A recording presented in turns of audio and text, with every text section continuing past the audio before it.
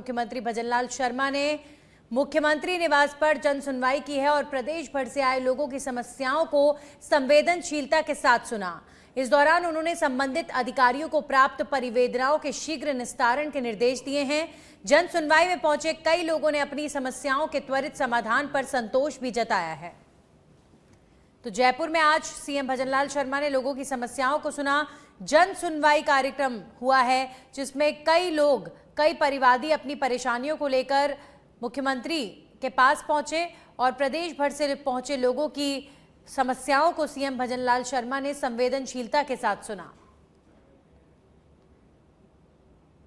लगातार सीएम बनने के बाद सीएम भजनलाल शर्मा आए दिन सीएम आवास से लेकर जिस भी शहर में दौरे के लिए जाते हैं वहां पर जन सुनवाई जरूर करते हैं और जनता के साथ मुख्यमंत्री का ये जो जुड़ाव है ये हर दिन के साथ और ज़्यादा बढ़ता हुआ नज़र आ रहा है। और एक ऐसा माध्यम जहां पर प्रदेश के मुखिया से आपको अपनी बात रखने का जो अपॉर्चुनिटी है, माध्यम है, वो अगर प्राप्त हो रहा है तो किसी भी प्रदेशवासी के लिए इससे ज़्यादा बेहतर और क्या माध्यम होगा। और जब तमाम सरकारी दफ्तरों से लोग थक जाते हैं, हार जाते हैं और कहीं पर सल्यूशन मिलता नहीं, तब मुख्यमंत्री के इस जन सुनवाई कार्यक्रम में लोग पहुंचते हैं और लोगों की समस्याओं का समाधान होता है। वहीं जयपुर करधनी थाना पुलिस ने 14 मई को किशोरपुरा रोड पर एक सूने मकान में हुई नकबजनी की वारदात का खुलासा करते हुए शातिर आरोपी नवीन सेघाटिया को गिरफ्तार किया है। एडीसीपी वेस्ट राजेश कुमार गुप्ता के निर्देश पर की गई इस कार्रवाई में आरोपी के कब्जे से 15,000 रुपए की चोरी की नकदी बरामद की गई है। पुलिस के अनुसार आरोपी ने मकान का ताला तोड़कर सोने चांदी के जेवरात और नकदी चोरी की थी। शेष चोरी के माल की बरामदगी के प्रयास जारी हैं। कार्रवाई करधनी थाना अधिकारी सवाई सिंह के नेतृत्व में की गई है।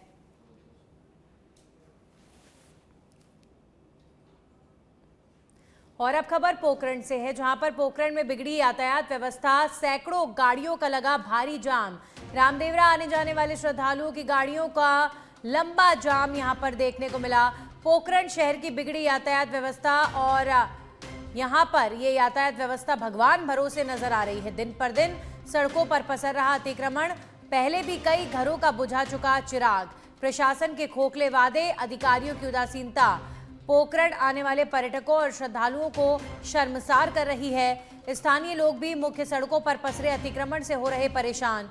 आखिर कब जागेगा प्रशासन और कब सुधरेंगे पोखरण में हालात, ये आज की तारीख में सबसे बड़ा सवाल हर एक पोखरण वासी के मन में बना हुआ है। दिन पर दिन सड़कों की हालत और ज्यादा बेहाल होती नजर आ रही है।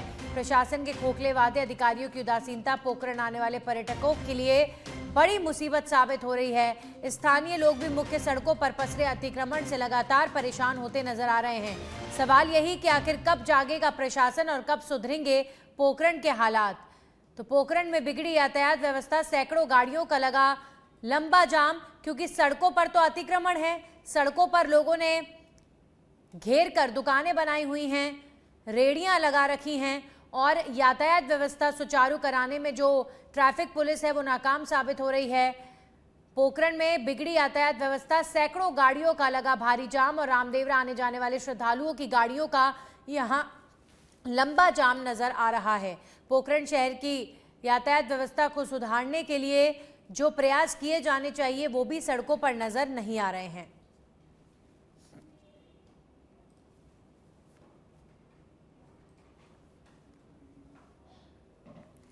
वहीं धौलपुर से खबर है, जहां पर 3rd ग्रेड की तैयारी कर रहे युवक के साथ मारपीट। 3 युवकों ने लात घूंसों से की मारपीट और मारपीट का वीडियो सोशल मीडिया पर हुआ वायरल।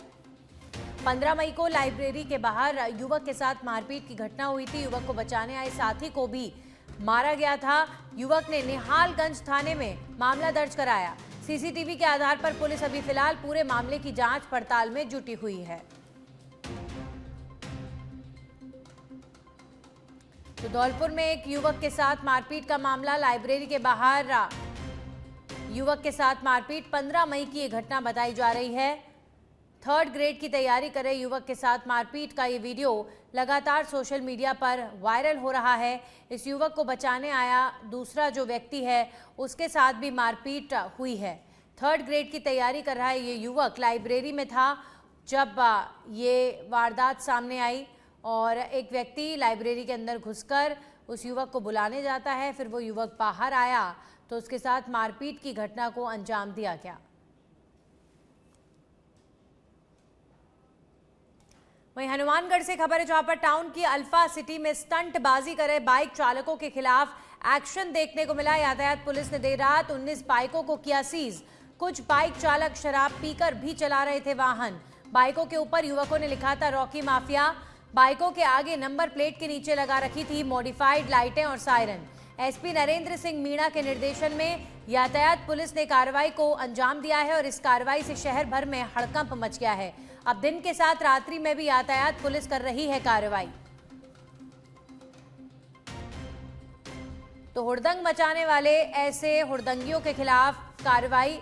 बाइक्स को सीज किया गया है। बाइकों के आगे नंबर प्लेट के नीचे मॉडिफाइड लाइटें लगा रखी थी, सायरन लगाया हुआ था। ऐसी कई बाइक्स को बरामद किया गया। एसपी नरेंद्र सिंह मीणा के निर्देशन में यातायात पुलिस ने कार्रवाई की है और इस कार्रवाई से पूरे शहर में हलचल तेज हो गई है। स्टंटबाजी कर रहे बाइक चालकों के खिलाफ बड़ा पुलिस एक्शन देखने को मिला।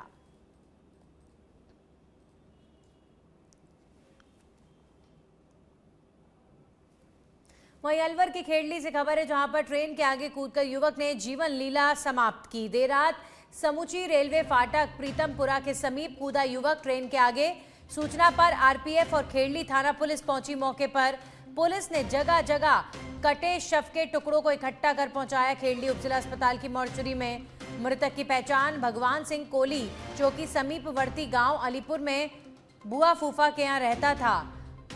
पुलिस ने पंचनामा कराकर शव का पोस्टमार्टम कराकर परिजनों को सौंप दिया है। परिजनों के अनुसार रविवार शाम को बिना बताए घर से निकला था मृतक। मौत के कारण का नहीं हुआ खुलासा।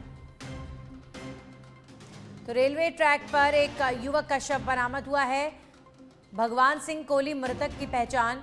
परिजनों के अनुसार रविवार शाम को बिना बताए घर से निकला था मृतक। तो ट्रेन के आगे इस युवक ने कूदकर अपनी जान दे दी। समूची रेलवे फाटक प्रीतमपुरा के समीप की घटना बताई जा रही है। वहीं सीकर के श्रीमाधोपुर से खबर है, जहां पर खंडेला बाईपास रोड के ढालियावास चौराहे के पास शुक्रवार को एक बड़ा सड़क हादसा हुआ, जब पशु आहार से भरा 22 चक्का लोडिंग ट्रक अनियंत्रित होकर पलट गया। ट्रक में भरा सामान सड़क पर बिखर गया और मौके पर अफरा तफरी का माहौल बन गया। मिली जानकारी के अनुसार ट्रक चालक अचानक सामने गाय और ट्रैक्टर आने से वाहन पर नियंत्रण खो बैठा, जिससे ट्रक पलट गया। हादसे के बाद सड़क के दोनों ओर लंबा जाम लग गया और वाहनों की आवाजाही प्रभावित हुई। स्थानीय लोगों ने तुरंत पहुंचकर चालक और परिचालक की मदद की। गनीमत रही कि हादसे में कोई जनहानि नहीं हुई है। खबर धौलपुर से है, जहां पर आंगई थाना पुलिस ने सड़क दुर्घटनाओं को रोकने और जन जागरूकता बढ़ाने के लिए अनूठी मुहिम शुरू की है। थाना टीम ने क्षेत्र के पेट्रोल पंपों पर पहुंचकर नो हेलमेट नो पेट्रोल अभियान चलाया और बिना हेलमेट दोपहिया चलाने वालों को हेलमेट के महत्व और सुरक्षा के फायदे समझाए। अभियान के दौरान पुलिस ने सड़क पर मौजूद दोपहिया चालकों को करीब 100 हेलमेट वितरित किए। साथ ही बाइक रैली और पोस्टर होर्डिंग के जरिए यातायात नियमों के प्रति जागरूकता फैलाई गई। पुलिस ने उपस्थित चालकों से संकल्प भी दिलाया कि भविष्य में वाहन चलाते समय वे अनिवार्य रूप से हेलमेट का उपयोग करेंगे। आंगई थानाधिकारी कृपाल सिंह ने कहा कि हेलमेट पहनना केवल कानून का पालन नहीं बल्कि जीवन की सुरक्षा है।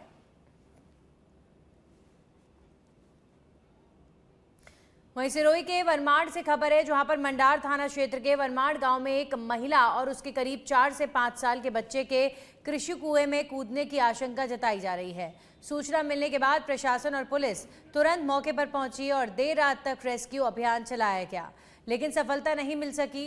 कुएं में पानी और कीचड़ होने के कारण बचाव में लगातार दिक्कतें आ रही हैं। परिजनों का कहना है कि महिला और बच्चा कुएं के भीतर ही हैं। घटना की जानकारी मिलने पर एसडीएम राजन लोहिया मौके पर पहुंचे और जोधपुर से विशेष रेस्क्यू टीम भी बुलाई गई है। प्रशासन ने कुएं का पानी निकालने की तैयारी के साथ आज दोबारा रेस्क्यू ऑपरेशन शुरू किया है।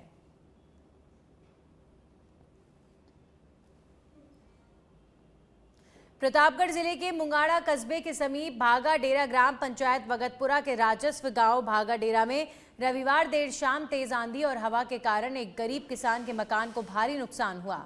भागा डेरा निवासी भेरा के मकान की छत पर लगी लोहे की चद्दरें तेज आंधी में उड़ गईं और करीब 14 से 15 लोहे की चद्दरें लगभग 300 मीटर दूर तक उड़कर गिरीं, जिससे परिवार खुले आसमान के नीचे रहने को मजबूर हो गया। हादसे में मकान के अंदर रखा घरेलू सामान भी खराब हुआ। एक मोबाइल टूट गया, जबकि पेटी, बिस्तर और अन्य सामान को नुकसान पहुंचा है। राहत की बात यह रही कि घटना के समय परिवार के सभी सदस्य सुरक्षित थे और किसी को कोई चोट नहीं आई है। करीब 2 बजे रही थी दिन मैं अंदर घर के अंदर सो रहा था। अचानक तूफान आया घर के अंदर। घर के बाहर पापा और मम्मी बाहर थे और मैं अंदर सो रहा था। अचानक तूफान आया, अंदर चद्दर उड़ के चले गए। हम घर के अंदर ही रह गए, जिसमें 2-3 दोनों ने मिलकर दौड़ के कमाड़ लगाने की कोशिश की। कमाड़ी लगा नहीं, वो भी अंदर दौड़ के अंदर फंस गया।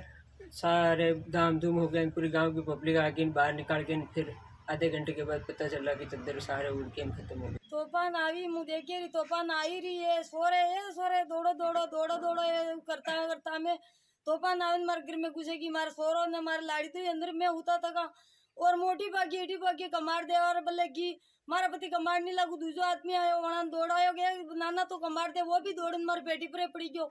उसांगे मा दो मैंने बेड़ा में रेटा सही पड़िया और वो परायो आदमी वो भी सही पड़ियो। मैं दो सोरा सोरी मार नानो नानी दो लाड़ी दो मैं रह गया और सब मारे घर सदर उड़न बाणे मारे देवर खेता में पड़ा गया। हमारी ईटा सब भागे भागे खेत में पड़ी गई। माथे पत्थर नाचा तक वे भी खेत में पड़ा गया, सब खेत में पड़ा गया। मुँह दौड़ भागी थी कहीं भी नहीं भी। सांगोद में मोईकला कस्बे के सहकारी प्रांगण में आयोजित जन सुनवाई कार्यक्रम में ऊर्जा मंत्री हीरालाल नागर ने जनता की समस्याएं सुनी और अधिकारियों को आवश्यक दिशा निर्देश दिए। कार्यक्रम के दौरान लोगों ने अलग अलग विभागों से जुड़ी समस्याओं को लिखित रूप में पेश किया। मंत्री नागर ने सभी समस्याओं का निरीक्षण करने के बाद संबंधित अधिकारियों को समय सीमा में समाधान सुनिश्चित करने के निर्देश दिए। जनता को संबोधित करते हुए मंत्री नागर ने कहा कि जनता की हर समस्या का समाधान तय समय पर किया जाएगा और निर्माण कार्य की गुणवत्ता के साथ किसी भी कीमत पर समझौता नहीं होगा।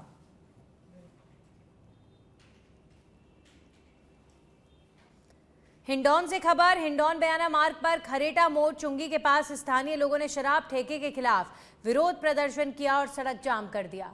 प्रदर्शनकारियों ने गुस्से में शराब ठेके के ताले तोड़ दिए।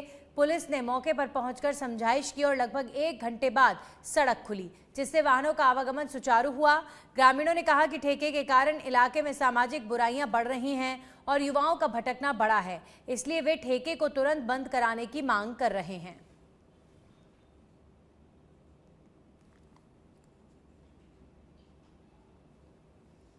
बांसवाड़ा जिले के आदेश नगर में एक महिला ने मोबाइल चोरी के आरोप और लगातार मिल रही धमकियों से मानसिक तनाव में आकर आत्महत्या कर ली। महिला गीता पत्नी वरसिंह ने घर के पीछे फांसी का फंदा लगाकर अपनी जान दे दी। परिजन महिला को तुरंत जिला अस्पताल ले गए, जहां पर डॉक्टरों ने उसे मृत घोषित कर दिया। घटना के बाद परिवार में कोहराम मच गया। पुलिस ने शव को मोर्चरी में रखवाया और मामले की जांच शुरू कर दी है। शुरुआती पड़ताल में आत्महत्या के पीछे धमकी और मानसिक प्रताड़ना की बात सामने आई है।